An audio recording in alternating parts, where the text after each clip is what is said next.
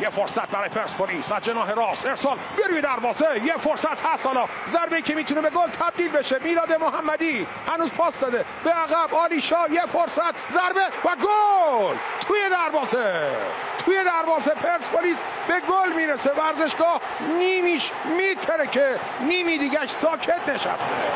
1-0 پرسپولیس جلو میفته و چه گلی میزنن قرمزهای پایتخت. نتیجه رو 1-0 میکنن. نگاه کنید در ورزشگاه چه خبره.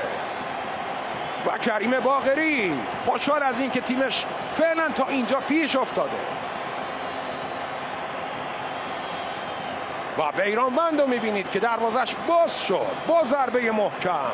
و این هم زنان پاک تینت ایرانی و هموطنان خوب من که در ورزشگاه آزادی هستن و اون هم نگاه میکنن. نگاه کنیم صحنه رو چه جوری شد. میلاد پاس به عقب داد، ضربه اول امید نتونست بزنه و نهایتا ضربه نهایی که به گل تبدیل شد. از این زاویه هم نگاه بکنید چه جوری شد، چه اتفاقی افتاد و این گل به ثمر رسید.